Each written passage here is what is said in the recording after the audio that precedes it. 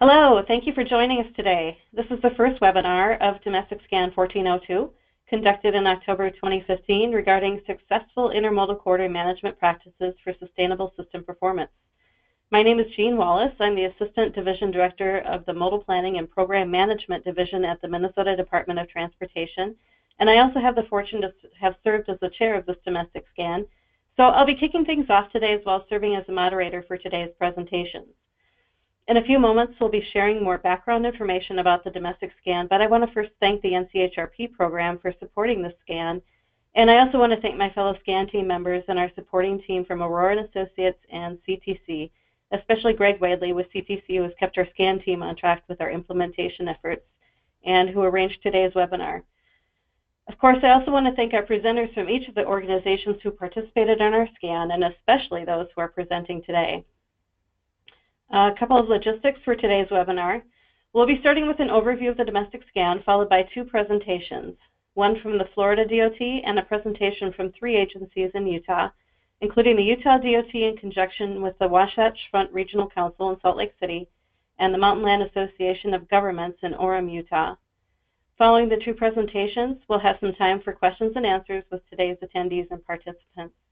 We ask you to use the question box provided to log any questions you may have regarding our scan or for our presenters. Also, please ensure your phone lines are muted. Actually, I think you're already on mute. And joining me today from the Domestic Scan team are Brian Hoft with the Regional Transportation Commission of Southern Nevada and Carrie Martin from the Michigan DOT. Also joining me today are our presenters, Jim Wood with the Florida DOT, Ted Knowlton with the Wasatch Front Regional Council, Jeff Harris with the Utah DOT, and Sean Seeger with the Mountain Land Association of Governments. The idea of intermodal corridor management is very complex. In our scan, we learned that there are many ideas and practices of what intermodal corridor management is, and therefore identifying successful practices that others can implement also can look very different based on your agency's view of intermodal transportation and corridor planning. Our scan found many noteworthy practices and ideas, and we've identified some key categories in which we've summarized our findings and best practices. So today we're going to start at the beginning. If you recall from Stephen Covey's book, The 7 Habits of Highly Effective People, visioning is identified as a key habit in Habit 2, begin with the end in mind. And that's what we're talking about today. And we thought this was an appropriate way to begin sharing the results of this domestic scan. So Florida and Utah are going to share information about their corridor visioning processes and their very collaborative efforts in developing corridor visions that are sustainable and supported by partners and stakeholders. Brian Hoft and Carrie Martin will present an overview of the domestic scan to give you an idea of our scope, how we conducted our scan and our scan participants, and a summary of our key findings and best practices. Please allow me to introduce Brian and Carrie, and then I'll turn it over to them. Brian Hoft is the Director of the Freeway and Arterial Systems of Transportation, or FAST, for the Regional Transportation Commission of Southern Nevada. FAST is responsible for the coordination of traffic signals throughout the valley, as well as the operation of cameras, dynamic message signs, ramp meters, and traffic flow detectors along the freeways. FAST maintains communication with all traffic signals and freeway technology from a central location where they are able to assist with traffic incident management, detours, and signal monitoring. Brian has a bachelor's degree in civil engineering and a master's of engineering management from Brigham Young University. Also, we have Carrie Martin, and Carrie has over 24 years of transportation planning experience.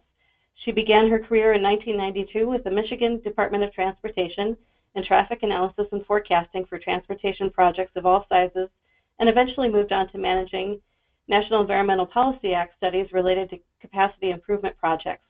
In 2001, Carrie joined the Michigan DOT's University region as the lead region planner for a 9-county region in South Central Michigan. Carrie has a Bachelor of Science degree in Urban and Regional Planning from Michigan State University and a Master's Certificate in Project Management from the George Washington University. Brian, Carrie, I'll turn it over to you to give an overview of our scan. All right, thank you very much. So this is Brian Hoft from Las Vegas, and I'm just going to give you a few bits and information to give you the context behind the scan. So on the next slide, it's the acknowledgement slide, but what it basically emphasizes is what a domestic scan program is. And what we're doing there is we're facilitating technology transfer among the various state departments of transportation, the regional agencies, so on and so forth. And these events have proven very, very helpful because we get to see firsthand different people's perspectives, and as you'll see in this presentation, that's what's been achieved here. So moving on to the next slide here, this just talks about the goal of the scan and then what it builds upon, because I guess the first thing I'll point out is that we're using the acronym ICM, Intermodal Corridor Management, but you see in the list of the principles, there's also integrated corridor management. Sometimes there's a little bit of confusion there.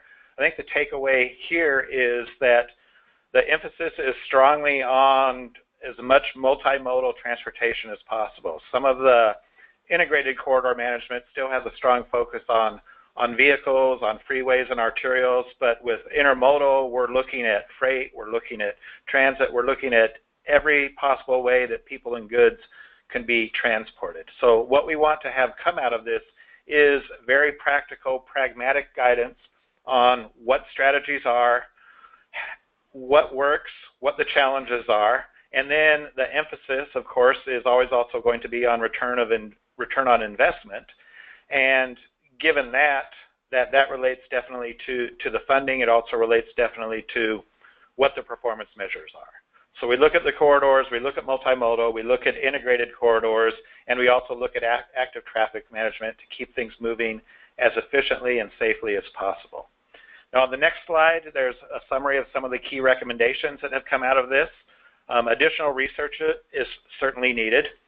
Also what's needed is as those professionals come into the workforce with us and following us, we need to have them trained, we need to have them receiving the curriculum so that they can hit the ground running with these ideas and implement, operate, and enhance what we're developing right now. We need to make sure that all design standards, from the federal level down to the states, down to the locals, are emphasizing multimodal features and not just focusing on one particular mode or another. One thing that you've probably all seen in your different areas of expertise are these capability maturity models.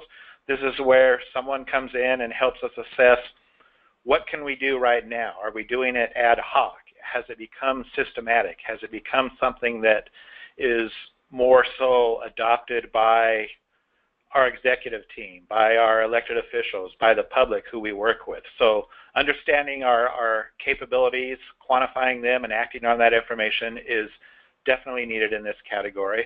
And then a kind of companion report, NCHRP Report 798, what's happening with planning in the 21st century, especially today with all the technology changes, with all the everything that's going on. We need to make sure that we're planning with all of that in mind.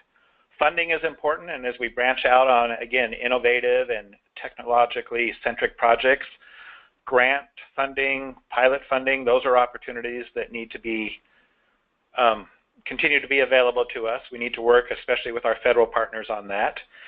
And then just getting this concept mainstreamed as we continue to transition from what we viewed infrastructure to be in previous decades. The infrastructure of the present and the future needs to seriously consider intermodal corridor management.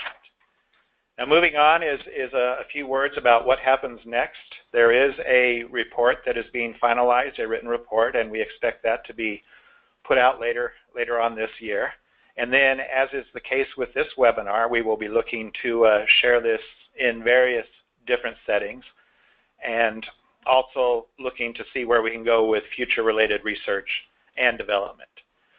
The next slide gives you a chance to see who the SCAN team is. So you see us there from the meetings that we held in San Diego in the fall of 2015. The names are consistent with the picture, so from left to right is Lynn, myself, all the way over to Carrie on the far right. And then as was mentioned, Aurora and Associates and Greg have played a key role in making this all happen. A couple more slides on my part, and then I'll hand it over to Carrie. First is identifying who were the workshop participants. So As I went through this a little bit this morning in preparing for these comments, I see that we are very strongly represented on the East Coast. We are very strongly represented on the West Coast, plus spilling into Arizona and Utah. And that's where we found a lot of opportunities. That doesn't mean that the center of the country, the Texases, the Illinois, so on and so forth, that doesn't mean that they aren't engaged in these practices, but they weren't included in this scan. And that's something to kind of at least be aware of. Sometimes things get a little parochial out here and in the country, and we want to understand where the participation is coming from. The other thing that you'll see is that it is also a good mix of state DOTs and MPOs and operators in some cases, and so that cross-section is quite strong.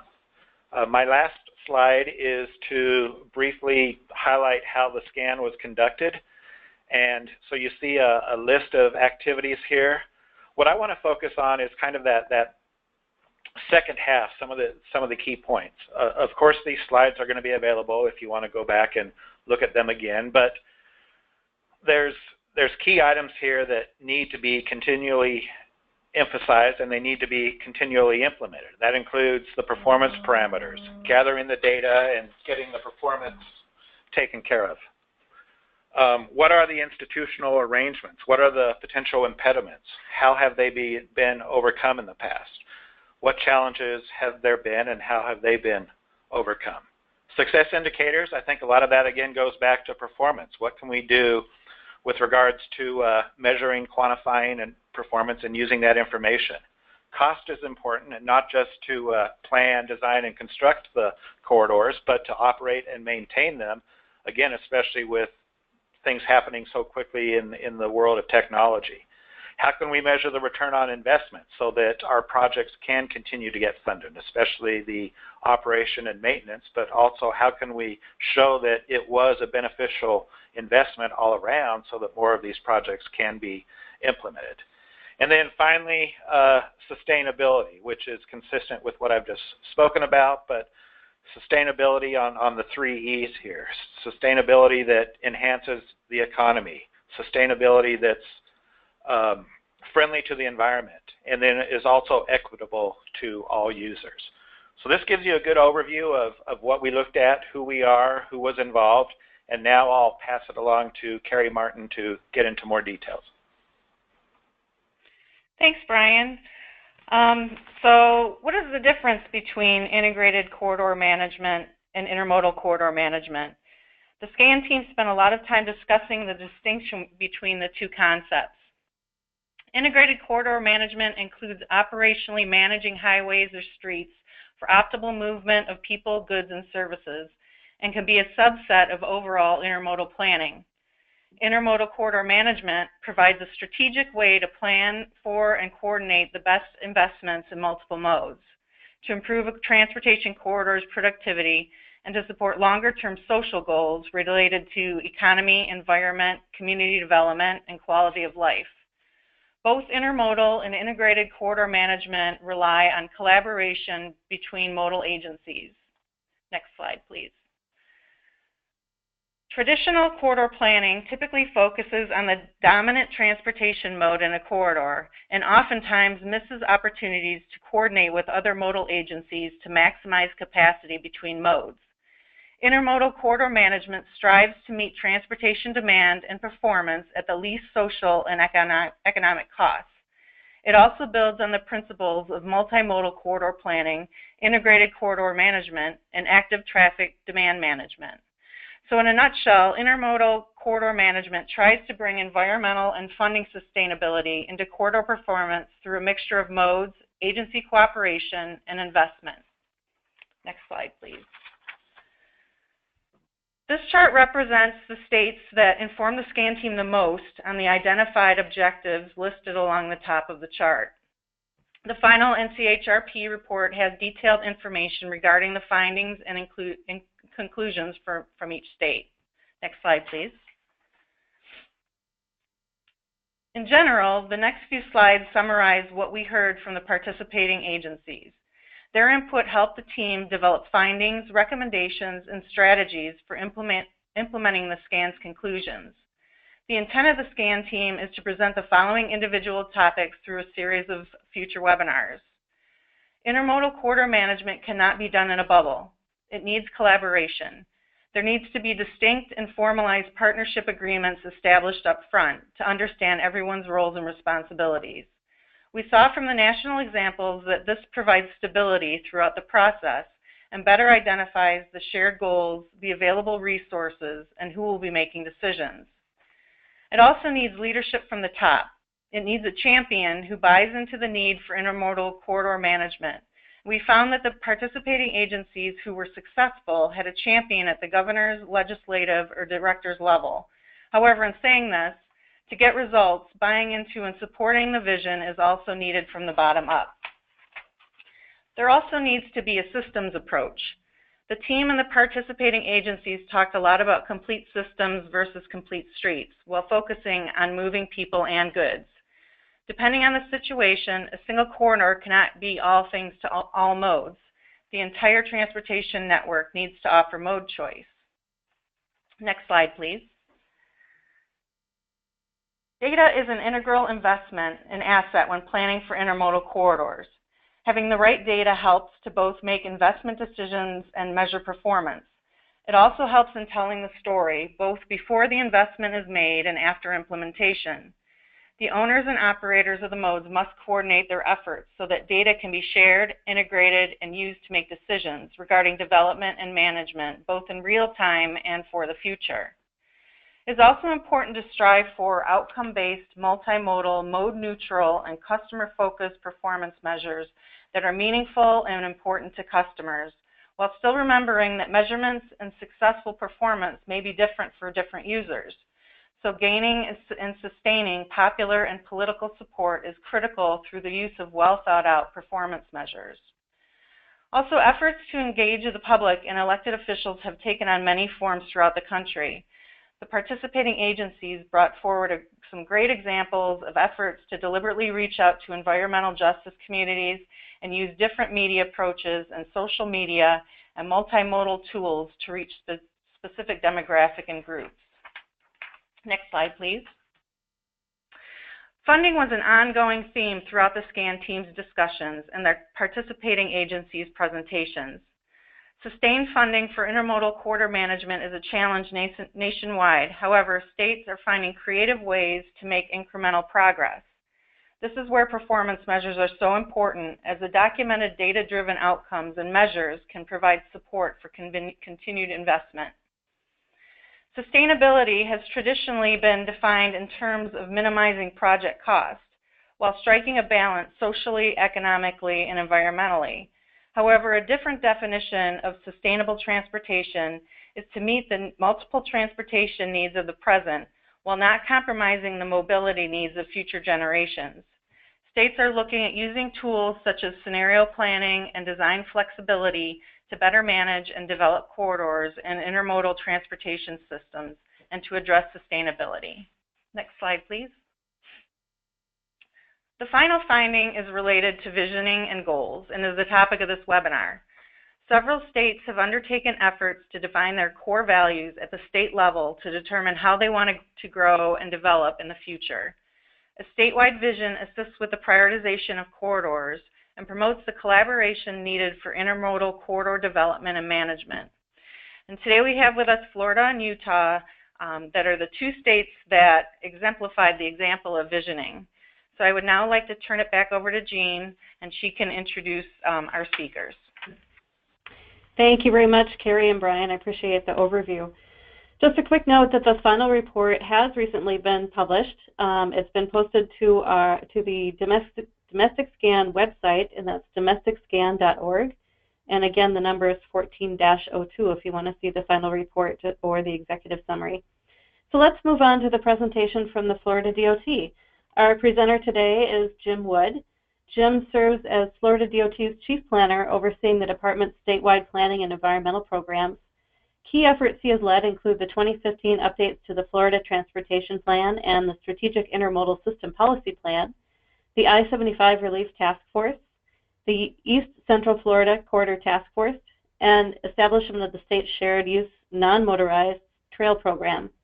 Jim has a bachelor's in communications from the University of Florida and a master's in geography from the Florida State University. Welcome, Jim, and I'll turn it over to you to provide your presentation. Okay, thank you very much, Jean. I appreciate the opportunity to talk a little bit about future corridors, which really began several years ago as an initiative in the department and is moving through to become institutionalized as a process and approach. So we'll go to the next slide just to give an overview of what I'm going to cover. I want to talk very briefly about Florida and kind of the planning context, talk about the process of future corridors itself, talk about two case examples, East Central and Florida and then I-75 Relief, these task forces that you had mentioned, and then spend some time talking about successes and lessons learned. We'll go to the next slide, please. Florida is a rapidly growing state. We, in the last couple of years, became the third most populous state in the U.S. On average, about 1,000 new residents come to Florida every day, and our resident population is now well over 20 million. At the same time, we have a strong tourism economy. You can see some numbers here, but as of 2016, the numbers that we just got were already exceeding easily 100 million visitors to Florida every year. So we have on a temporary basis in Florida 5 times our resident population visiting here. Many of the residents live, as you can see here, the great majority, 9 out of 10, within urban areas that are along our coasts and along our I-4 corridor and some of the other locations within the state. And we continue to position ourselves as a state that is a global hub for freight and for trade. We have a recent freight mobility and trade plan that was completed in the last few years, and as you can see here, projections for volume and value of freight is to go up over time. So going on to the next slide. With these many factors at play, it's more important than ever that our state-level planning for transportation is as strategic and as comprehensive as possible. You see here the screenshot for the policy element. That's the heart of the state's long-range plan. We completed that update in 2015. But as part of that process, we also did a vision element, which really looked at qualitative alternative futures, kind of what directions Florida may go. Not to pick one or the other, but really to look at the range of things that are coming our way. And this reflects what Brian was mentioning, that we need to be prepared for change because there are many changes that are coming across demographics, technology, and in transportation itself. We'll go ahead on to the next slide. These are the key goal areas for the Florida Transportation Plan. Things you'd see here are things you'd see in any of your state transportation plans. But one thing that was added as a goal area on this round is transportation choice. And this reflects kind of the multimodal side of things and the end-to-end trip that people desire to be able to get from place to place, considering a range of modes.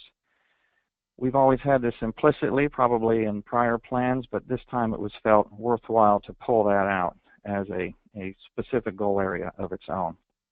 Specific to future corridors that I'm going to mention in a moment are all of these goal areas, but in particular economic competitiveness and the efficient, reliable mobility, and then the solutions that enhance Florida's environment.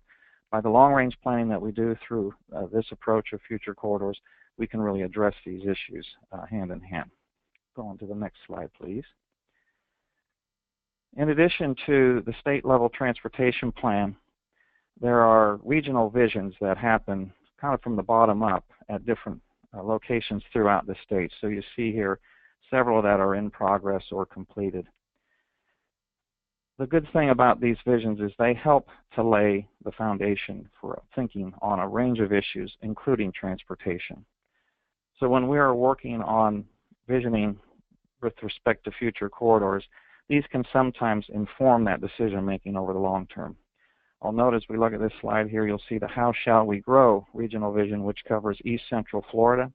And then there's a large gray area up in North Central Florida that does not have a vision, and this will have relevance to the conversation as I move through this in just a bit. But a consistent theme throughout most of these visions is focusing growth in centers and then developing multimodal corridors to connect those centers. I think in addition to this, we also in Florida have 27 MPOs, so it's critical that our planning aligns with those 27 long-range plans that we have throughout the state. Go to the next slide. With regard to the future corridor process itself, you see 3 steps to this approach leading into implementation. Project development here is what you would customarily think of as the range of things, even some of the pre-environmental work, the general planning work that would lead to any given project that's in your work program. With future corridors, we're trying to go much longer term, much larger scale, and so these 2 additional phases are added ahead of project development. First, concept, where we identify large region and region-to-region connections, evaluate that area on a range of issues from demographics to economic to environmental to transportation, and then use that information to help inform the evaluation and determination of the multimodal solutions, which is the green box. So those 2 processes and steps in the process help to feed into project development and ensure that long range we've got the environmental and planning linkages as strong as we can make them. You see here a list of the purposes and benefits of future corridors.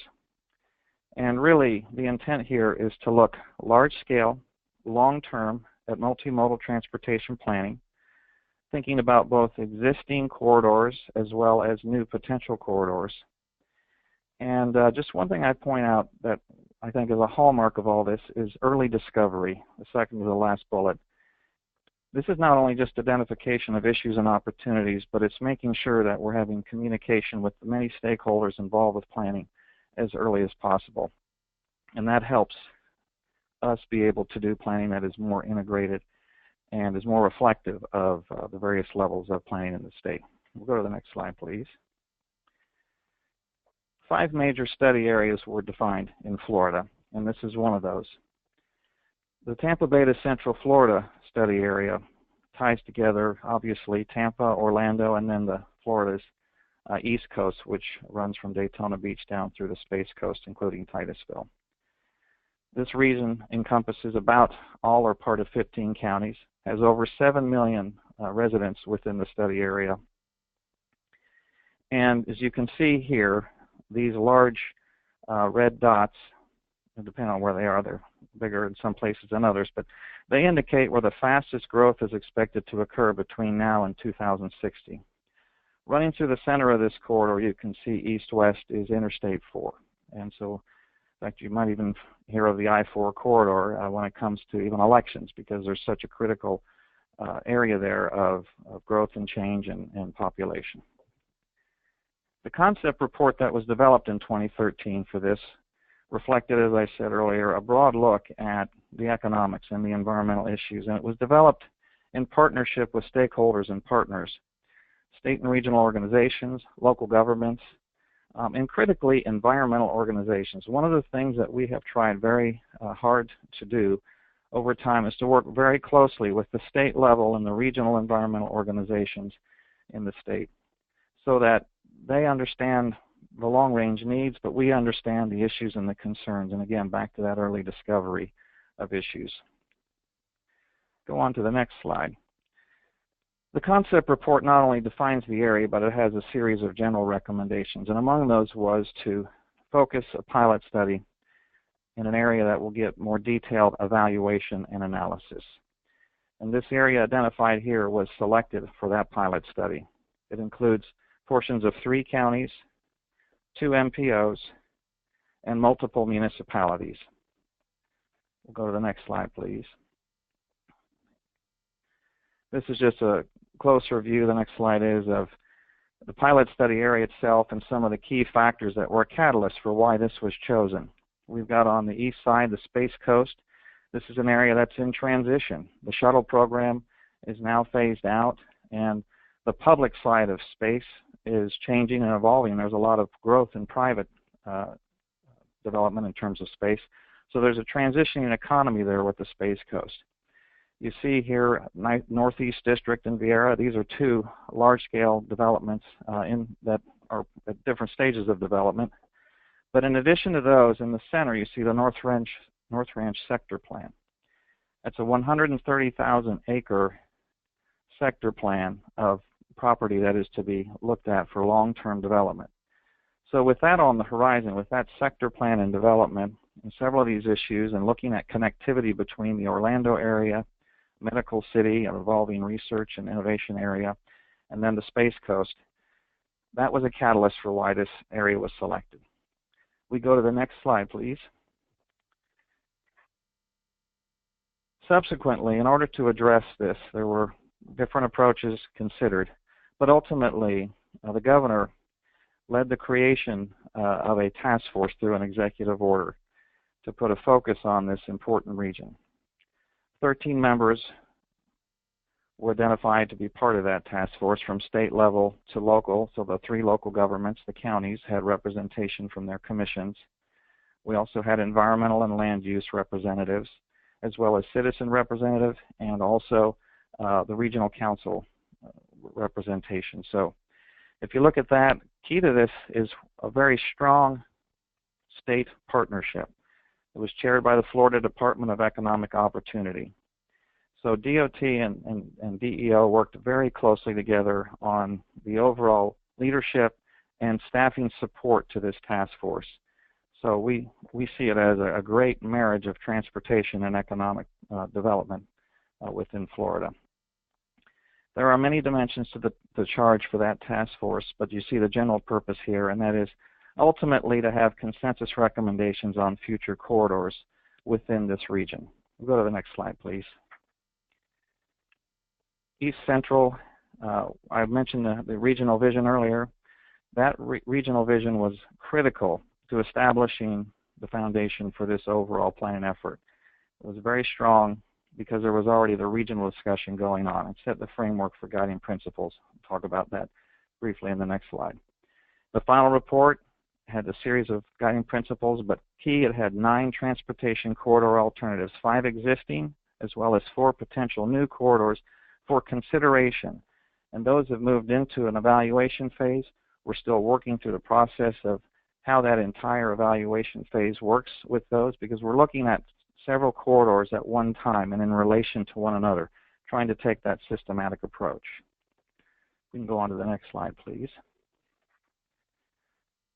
I mentioned the guiding principles. Just wanted to quickly say the 4 C's was the framework for that How Shall We Grow regional vision, and it became the outline for our principles, ensuring that we cover the range of issues. So it has not only been the guiding principles for that, but also moving forward into the next study, which I'll talk about on the next slide, please. Just quickly on the Tampa Bay to Northeast Florida study area. This is a little bit different than Tampa to Central, where you have a lot of areas that are kind of coming together along I-4. Here you have a couple of key anchors on each end, Tampa and then Jacksonville, major ports, major cities. And then you have areas within that, including Gainesville, Ocala. And the initial impetus behind this study area was to improve the connectivity between Tampa and Jacksonville. In addition, there has been a history in recent time of a lot of challenges along I-75. That's the major north-south corridor running kind of from southeast to northwest. Those challenges with I-75 as a main artery in and out of the state have necessitated us to develop the I-75 Relief Task Force, and that's the next slide, please. This task force was created at the level of the Secretary for Department of Transportation. So it was created back in 2015 and had most of its work all through last year. It was substantively different than the other task force in the sense that it was trying to tackle a much larger area at 2 levels. You see the pink, which is the 6-county focus area. That's the area that helps to address I-75 relief itself. But at the same time, and rather than simply looking at 75 in isolation, what we wanted to do was think of it in the context of what other regional improvements might we be able to identify at the same time for connectivity between Tampa and Jacksonville, reflected by the blue arrows there. So there were 2 levels of thinking, both the 6 and the 19 county, and their charge was to address those 2 key areas. Their work was completed in August of this past year, and among the recommendations was to put a heavy emphasis on trying to transform the existing corridors, such as 75 and any parallel corridors, to the greatest extent possible, to look at the role of rail as part of that regional planning. We have a major rail corridors within that region, one in particular, north-south, and also to consider, after evaluation of existing, if necessary, the look and evaluation at new. So that's another factor that's part of that study. So kind of bringing it home, bring it to the next slide here, lessons learned and successes. Collaboration has been huge as part of both of these. And it really is an important factor that helps to bring validity to the process. And the task force, it's a process that requires a fair amount of staffing and support to make happen. But beyond just simply being a public involvement process, which can be very effective in certain cases, we felt because of the scale, the task force approach was appropriate in these instances. So you had a lot of collaboration, consensus building at the same time, with the several entities at the table working together to try to solve problems. There was kind of a shared effort to get to a collective vision. And there was a desire implicitly, even with the second I-75 relief, where there were some kind of contentious issues, there was still a desire to come out of that process with a consensus report rather than there being division within that report. The East Central Vision, as I said, was a key success. Having that in place already was critical. The guiding principles as a continuing policy element has been very important for us. Task force members themselves have become the champions for the work, and it wasn't simply just a matter of DOT or other transportation organizations, but these various folks bought into and wanted to promote this effort. Innovations in data analysis and tools. We're thinking about short time frames. The East Central, for example, was created in the end of 2013, and their work had to be completed by the end of 2014. So we had barely a year to do that work. And it was critical to get everybody on the same page, but to give them analysis at the level that we could. So we looked at travel flows, travel sheds, and things like that at the level that we could bring to a largely non-technical audience. And that all provided kind of a stronger foundation for the future efforts. We take it to the last slide here, please. Of course, it wasn't all success, and there were a lot of challenges. And I think one of the biggest challenges overall is the intent to try to plan on these types of horizons. It is understandable that many task force members have a challenge getting beyond the thinking of the issues that they know are problems transportation-wise within their region right now. So they're often thinking at a scale of, well, we need to fix this issue or that issue. So it really is something that pushes people's minds to be thinking. That 50 horizon also creates challenges with what is the ability of our forecast to be strong and try to bringing together these various issues of land use, economy, technology. How can we anticipate these things that are constantly changing and coming? So that's very critical, and I think that is one of the biggest takeaways when you're trying to plan long term. It really can be a challenge. And at the same time, I'll drop to the bottom one next, is varying levels of understanding and background. You have sitting together around the table for the first time, in some cases, folks that haven't really communicated on these issues at all. And that was the challenge with the I-75 relief. Because there was not that regional vision, but we were still motivated to do the work because of the challenges of 75. Because we didn't have that regional vision, it created some new effort on our part to try to work with the various folks to kind of fill in some of the gaps for where that regional vision didn't exist. And so you're trying quickly to get everybody up to a same level of understanding and background. So that is the general summary of successes and challenges. There's much more I could say, but I want to be mindful of the time here, and that will conclude it. All right. Thank you very much, Jim. I really appreciate your sharing your efforts as well as your successes and challenges. Our SCAN team found it really notable how your visioning efforts, especially like the regional vision, how shall we grow, as well as the pilot study area and the East Central Corridor Task Force have clearly connected the land use planning and the growth and the transportation planning and economic development. And it's really exciting to see the forward thinking and anticipated change within your state, along with all the stakeholder participation reflected in your collaborative corridor planning effort. I also want to say thank you, too, for sharing the mechanisms that you use to create and champion collaboration through the creation of the task forces. So, again, thank you very much for sharing that information. And hopefully that gives everybody some insight into why we found some great successes and benefits from having Florida join us in the SCAN effort. Before we move on, I just want to remind everybody attending today's webinar to use the question box to ask questions, and we'll do some questions and answers following our next presentation. So our next presentation is a collaborative presentation about a very collaborative effort in Utah. The first presenter is Ted Knowlton with the Wasatch Front Regional Council. Ted will be followed by Jeff Harris with the Utah DOT and Sean Seeger with the Mountain Land Association of Governments will round out their presentation. Let me introduce each of our speakers. Ted Knowlton is the Deputy Director of the Wasatch Front Regional Council, the Metropolitan Planning Agency in Salt Lake City, Utah. Ted is also an adjunct professor in the College of Architecture and Planning at the University of Utah. Ted's career has focused on helping metropolitan areas coordinate local and regional plans. Ted's regional planning experience includes county and multi-county integrated land use and transportation planning efforts in Chicago, Denver, Los Angeles, as well as a variety in the Salt Lake City region. His local planning experience includes leading the original development of the Wasatch Choice for 2040 vision, the Salt Lake metropolitan area's officially adopted four-county vision. Ted has a Master's of Science degree in Urban and Regional Planning from Portland State University. Ted will be followed by Jeff Harris, and Jeff has worked in the transportation industry for over 30 years. In 1996, he started with the Utah Transit Authority as a transit planner. Jeff went on to lead the agency's planning and programming function, started the agency's asset management department, and helped to build its TOD and joint development functions. In 2007, Jeff left UTA to join Fear & Pierce as a project manager.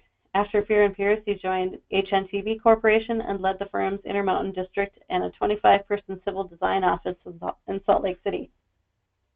He joined the Utah Department of Transportation in August of 2013 as the department's planning director. Jeff has a BS in economics from the University of Utah and an MBA from the University of Utah.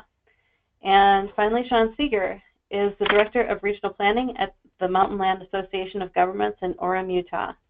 At Mountain Land, Seeger has been involved with trail planning, environmental impact analysis, and transportation planning, and tourism promotion leading up to the Salt Lake City 2002 Olympic Winter Games. Recently has been involved in the development or the establishment of the Heber Valley Rural Transportation Planning Organization, developing the Metropolitan Transportation Plan for the Provo-Orem, Utah MPO, and assisting in the development of Utah's Unified Transportation Plan. Seeger is a certified member of the American Planning Association as well as a member of the American Society of Landscape Architects. Sean has a degree in landscape architecture and environmental planning from the Utah State University and a public administration program from the Brigham Young University. Ted, Jeff, and Sean, welcome, and feel free to begin. Hey, thank you so much, Jean. Good afternoon, everybody. This is Ted Knowlton with the Wasatch Front Regional Council. Today we're going to talk with you about an effort that we have conducted together called the Wasatch Front Central Corridor Study, which is an intermodal corridor planning effort. I'm going to briefly talk about who was involved and why we did this. Jeff is going to discuss the goals of the effort, or in other words, how we did it. And Sean, I almost called you Shane. I don't know why, Sean. Sean is going to discuss what we did, what we studied, and how it performed. And then Jeff is going to wrap up briefly on this. Next slide, please. We've done a lot of work together as organizations, but this marks the first time that we have looked at a relatively detailed planning effort as a group of agencies. Now, my organization, Wasatch Front Regional Council, and Sean's, the Mountain Land Association of Governments, are joined north and south in the study area that I'm going to show you in a minute. Jeff, of course, is with the Utah Department of Transportation, and then the fourth partner is our largest, by far, transit agency, the Utah Transit Authority. And GJ could not be on, but we figured 3 presenters was plenty enough. Next slide, please. Next slide, please. Okay, Shameless promoting time. We have been effective in coordinating, and coordination works in Utah.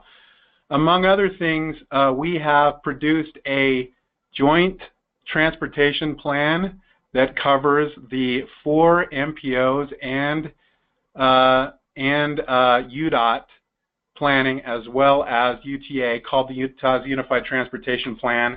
We've been effective through coordination in getting some things done, including passing a significant gas tax reform package just in 2015, and in getting the most per capita transit built in the United States in the 15 years that ended in about 2016. So it's been effective for us, and so we thought, why don't we tackle what amounts to the most challenging transportation planning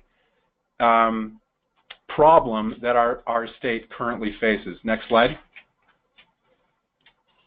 And that is the Wasatch Front Central Corridor. And by that we mean essentially the corridor that is about 30 miles long, that includes our state's busiest interstate, I-15, as well as a commuter rail line that we call Front Runner. So it's both the Front Runner and I-15 corridor. It also includes light rail.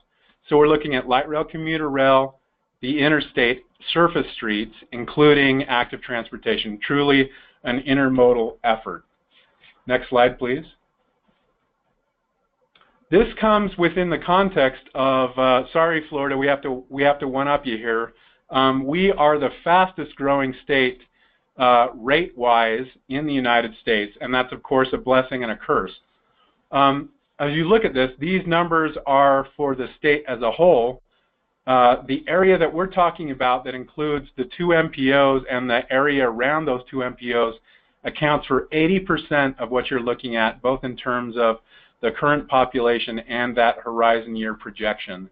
So a big challenge. And let me elaborate on that challenge. Next slide, please.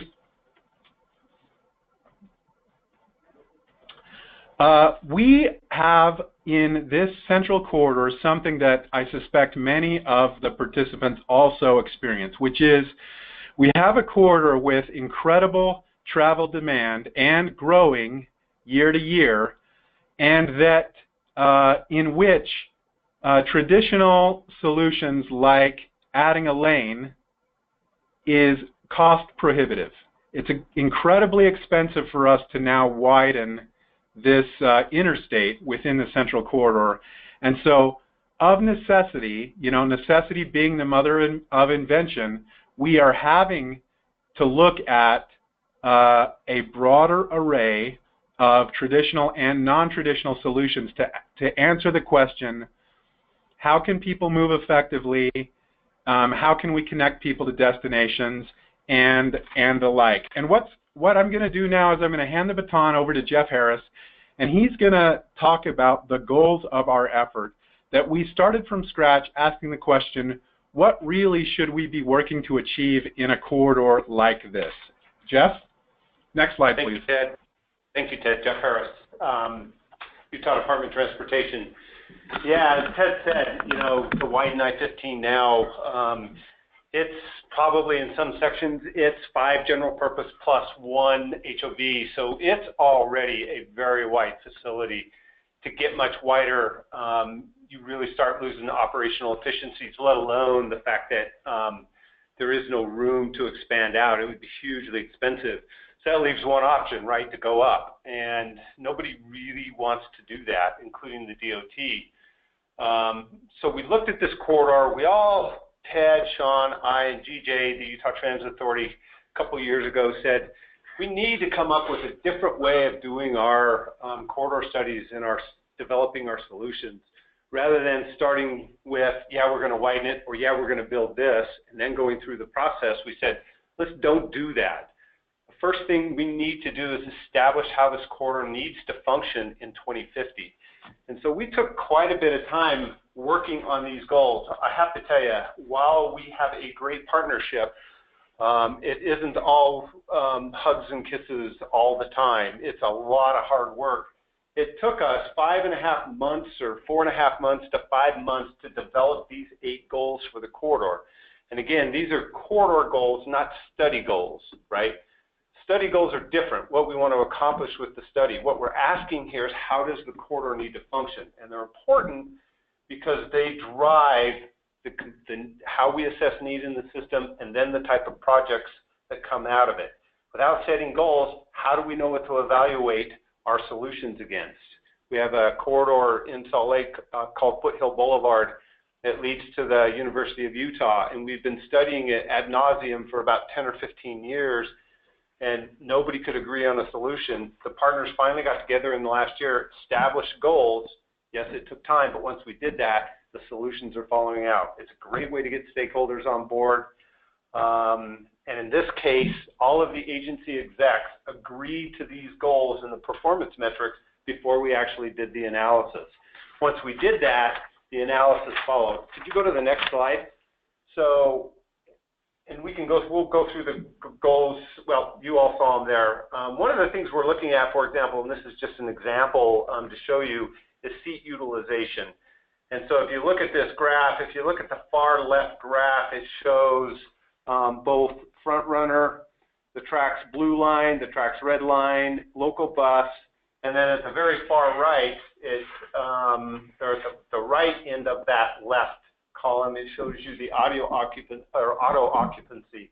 As you can see in the northbound AM peak period, our tracks capacity, we're over capacity. Basically, we're standing room only on our tracks lines. But the whole point behind this is yeah, this is nice and yeah, this is great. But the whole point behind this is to start messaging with our policymakers and with the stakeholders. If you look at this, there is a lot of capacity in that corridor, right? Without the traditional approach to adding capacity in terms of widening lanes, adding more buses and trains, there's a lot of capacity. So if our policymakers and our public understand this and they understand that that's important to do in a more cost-effective approach to achieving capacity, well, then maybe there's policy options that we could implement that would use up that capacity, if you will. With that, I'm going to turn it over to Sean Seeger, and he's going to go through the 3 scenarios that we developed as part of the Wasatch Front Central Corridor study. Thank you, Jeff. So let's go to okay, we're on the right slide here. So if you look at this slide, the yellow, or the orange color is indicating to build more capacity. The green color is to manage our existing facilities better. And the purple color is an indication to change our behavior. And one of the things that we noticed in Utah when we start to look at some of our value studies and the way that we're allocating budget is Utahns can continue to prefer single-family detached residential in future years. We're at about 74% right now of the total housing units that are single-family detached. We'll continue that trend into the future with a slight decrease down to around 69% single-family detached. And Utah, as Ted mentioned, Utah has been growing, doubling every 20 years in population. That trend is going to continue, and UDOT and UTA have been in a building cycle the last 10 years. In fact, UTA built 5 rail lines in 5 years. They call it the Wasatch Front 5 Rails program. UDOT just reconstructed a section of this interstate in Utah County. It's called the I-15 Core Project. We rebuilt that without any federal funds involved in it. So we're kind of a self-help state, and certainly these counties are self-help counties. So what we say to ourselves is, how do we continue to expand while trying to live within that footprint that Ted mentioned? If you look at this spectrum, you'll see a center line in the middle. And we developed these 3 different scenarios. 2 of the scenarios are left of the center line. One of the scenarios is to the right of the center line. And if you look at the left side of the spectrum, you see manage demand. And on the right is to try to meet demand. And so you'll see these 3 scenarios that I'll go through real briefly.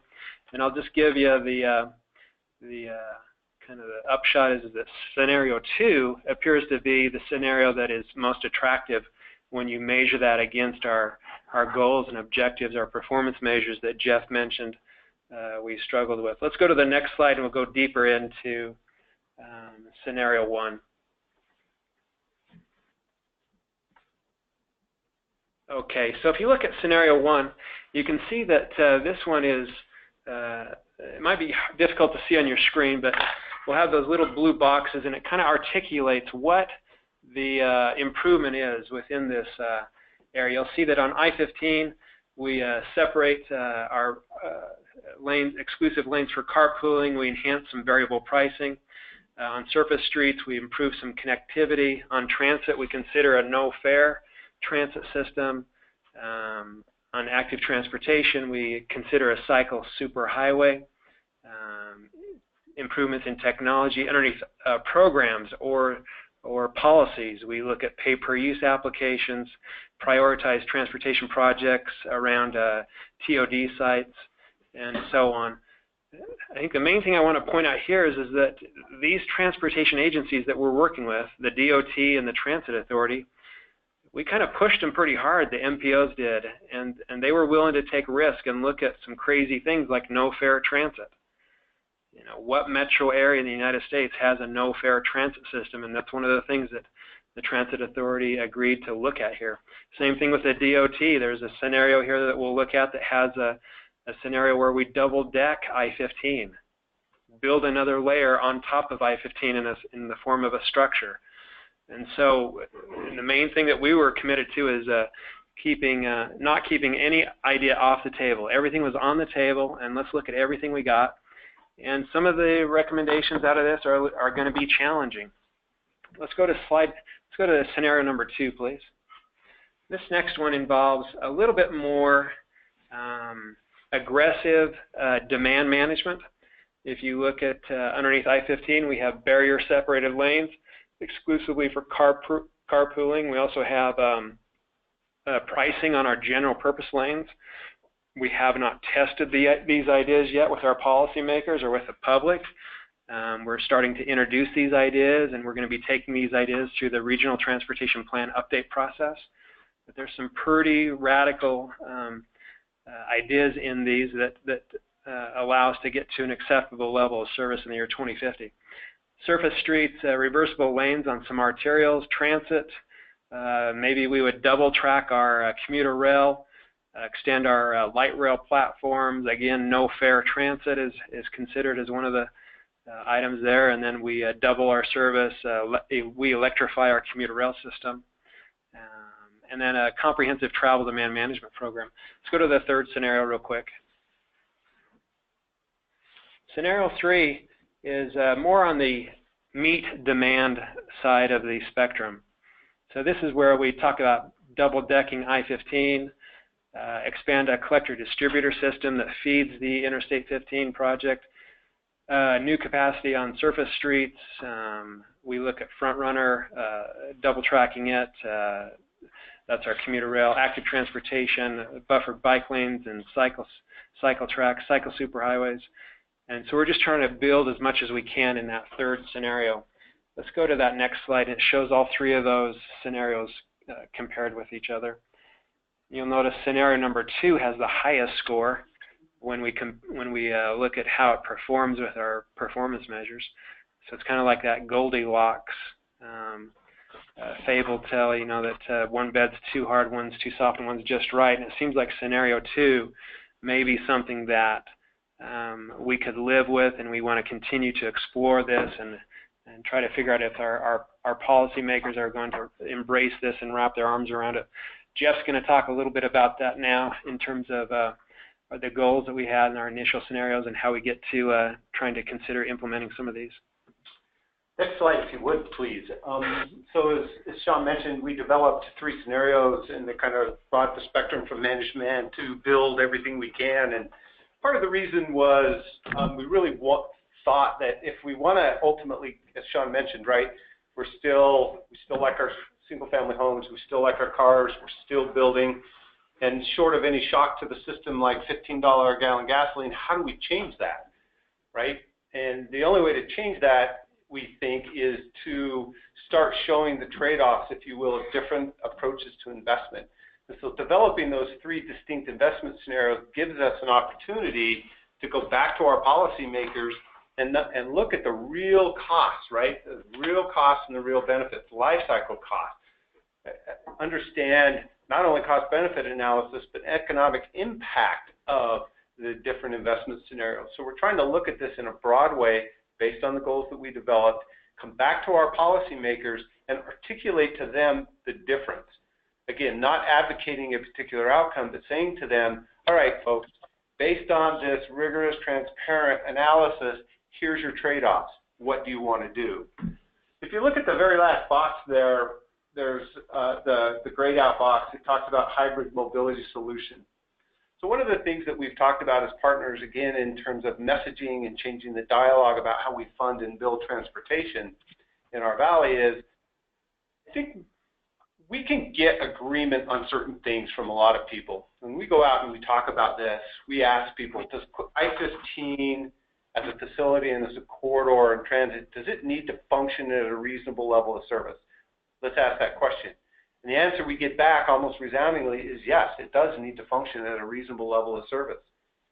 Question number two, do we want to double deck I-15 in order to accomplish that? And I have never seen anybody in any of our meetings, including at the DOT, well, there are some structural engineers at UDOT that would like to build it, but you know, we accept that. But not once have I heard, yes, let's double deck I-15 in order to do that. So we've kind of been playing with some ideas, and we said, okay, if I-15 facility needs to function at an acceptable level of service, how many person trips in 2050 do we need to pull off of I-15? So we've calculated that, and we've gone and said, okay, we're going to put them all on transit, and then we calculate the transit mode share, and we say, oh, it needs to double in the corridor in order for us to accomplish that. Well, this hybrid mobility solution is a way to accomplish that. So let's take the best elements of those three investment scenarios and let's put them together into a mobility solution. What that allows us to do, we think, is start the dialogue about, to get the dialogue away from mode, transit versus roadway versus PEDs versus active transportation, and to the question of mobility. So let's talk about mobility. This hybrid solution gets us to those goals that we can so easily agree upon. And then we think it'll change the dialogue ultimately about how we fund these transportation improvements, right?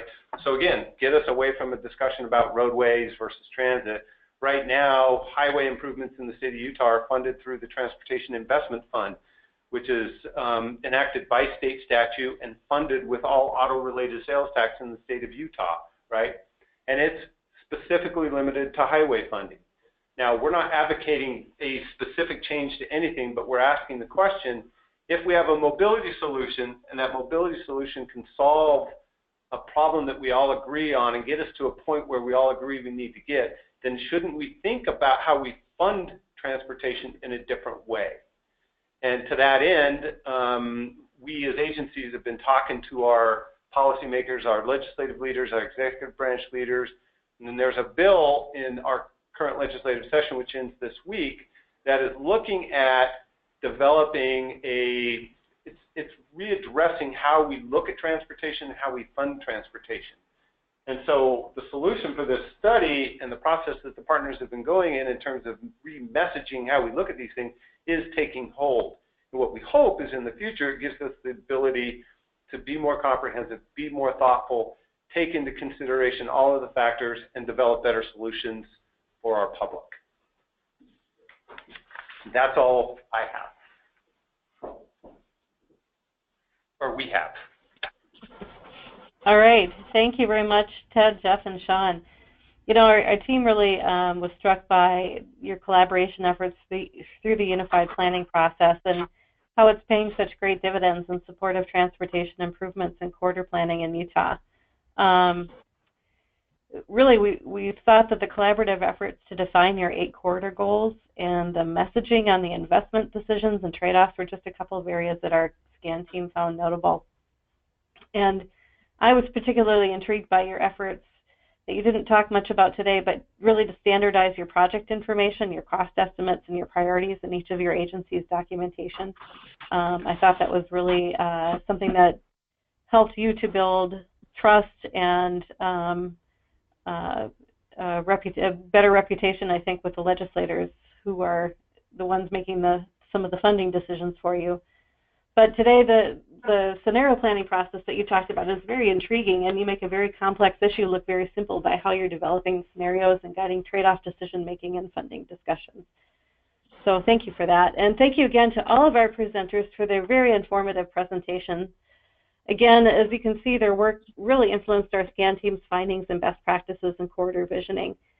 So let's open it up now for questions and answers for the SCAN team and the presenters. I'm going to turn it back to Greg Wadley, and Greg will be reading through the questions that he's received. And again, you can use your question box that you have access to on your screen to log any questions you may have. Greg? Thanks, Jean. So we have a few questions here. The first question that I'd like to read is for Florida. It says, you noted choices in your goals and values. That seems a common theme for long-term plans. Planning for choices at the more near-term project level is more difficult when choices are competing for funding and space and right-of-way. Do any of the regional plans lay out methods to make choice selections at the project level? Well, yes. At some level, yes, that is the case. When we try to take these larger approaches and then drill down, we're trying as much as we can through our alternative corridor approach to be looking at how those other modes can be considered. This is not something that's happened a lot yet, but it is something truly, as the question is being asked, to try to implement the choices goal and really be fully and adequately considering the range of options when we're getting to the project level. And part of that is the filter out at some level as you move through planning. When you're doing this early stage planning and you're looking at the parallel ideas of existing corridor, potential new corridor, rail corridor, those type of options, you're doing a lot of filtering at that point, and then things will get into the project development. So hopefully I've answered that, but it is something that we need to be growing more than what it is happening today. Thanks, Jim. The next question is for Utah, and the question asks, can you talk more what the goal of mode balance means? Go ahead, Chuck. Yeah, so we really struggled with how to talk about mode split and increasing transit share to a certain percentage or increasing bike ped trips to a certain percentage. And so one of the ways that we started to talk about a shared mobility solution is we want to balance that mode split out into a favorable proportion, and we try not to define exactly what that is, and just try to let the local governments try to figure out what that is for themselves, and whatever it is that we can get into that corridor to improve that balance, because right now it's pretty heavily oriented towards single occupant vehicle, as most interstate corridors are, of course. That's what we're trying to achieve, is improving the balance of the mode distribution. And so it was really used, again, to evaluate each of the scenarios, right? So depending on the components of the scenario, right, we would show a different mode share, a modeled mode share based on that. And, improved mode balance obviously shows that we're increasing mode share or increasing transit share of overall mode split. And so we're able to say, okay, yes, this does a better job of this based on mode balance. And so again, it's just a way to go back and use that idea and that concept to evaluate the alternatives that we developed in the study. And if I can, this is Ted Knowlton, if I can jump in briefly on this. I think the Florida presentation talked about mode choice or transportation choices as a goal. That is something that we've generally seen as something that the public here really desires.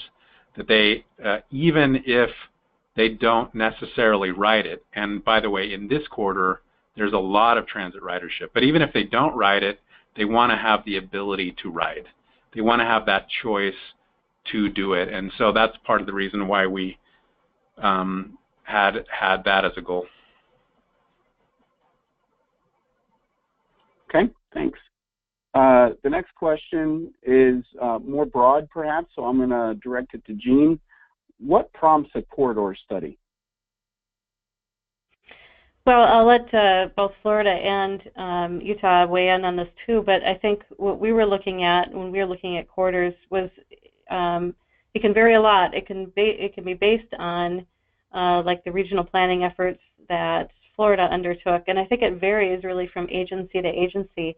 We saw certain state DOTs within our scan that looked at their corridor planning across the state. So they identified a corridor system across their entire state and would look at regional development centers or economic centers that would promote the need for corridor development or corridor improvements or corridor planning efforts to support those economic generators. I think those were really some of the big things that we saw. And Florida and Utah, feel free to weigh in if you'd like. Or Carrie and Brian, you can as well. Oh, this is Jim Wood with Florida. I would just affirm that. That is absolutely true. And, you know, need identification in terms of connectivity, like with Tampa Bay to Northeast Florida, is a long-term felt need and identified need to make connections stronger between these two port and major cities. And then the convergence of factors that are coming together, that was really what was going on in East Central. There was a lot of development that was in development already, as well as future plan development, and it really made sense to try to bring that together so that these things are not happening too much in isolation, but in relation to one another. Yeah, this is Jeff and Salt Lake. I think that last point was a really good point. What we're trying to do from a DOT perspective is we've done great corridor studies in the past, but what we're trying to do is implement a systematic approach to corridor studies and ultimately develop an implementation strategy out of that for each one of our corridors, taking into consideration the community context, the economic context, the risk and resiliency context, and the natural context that that corridor functions in. Right? We're thinking about it, and corridors can be wider than just narrow areas, right? Thinking about it from a more market-based approach, right? If we understand the context that the transportation system functions in, and it could be the entire state, or it could be obviously a sub-region or a sub-area, then we can say, given that context, and given the fact that we want that context to continue to grow and develop, how does the transportation system need to function in order to accomplish that? Then you can start talking about mode, right? How does the highway system need to function, or the roadway system? How does the transit system need to function?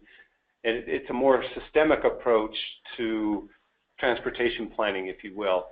But again, it's understanding the larger context, making sure that we're not just out whacking moles, right, when the problem rears its head and we go out there and we kill it, without understanding all of the other needs and all of the other things that are going on in a wider systemic perspective. Thanks. And Brian or Carrie, do you have anything to add from your observations on our SCAN team's approach? No, I think you guys covered it all pretty well. I think, you know, as you mentioned, the economic aspect of it, and I think it was Jeff that said the marketplace, and being sensitive to the context that you're in. Here in Michigan, we haven't really been doing a lot of corridor studies, so I think this was a good activity for Michigan to be a part of, being on the SCAN team, just to kind of see all these examples and how other states have done it. Right, and I would go back to just reemphasize some of the key parts as we get beyond doing the studies, but the operation and the maintenance and the return on investment and factoring that all in. But both Florida and Utah gave some very nice examples indicating the needs, and those states are very representative of what's happening throughout the country. So this information is very well received.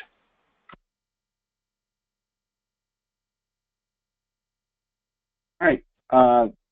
The last question we have was actually the first one to come in, and that was, is this PowerPoint available for download? So this webinar is being recorded and will be posted on the Domestic Scan website, which is domesticscan.org, and then this is Scan 1402. So that will be where the webinar itself is posted. And I think if it's okay with the presenters, what we can do is also to post each individual PowerPoint at that same location. Is that okay with the presenters? Yes. Absolutely.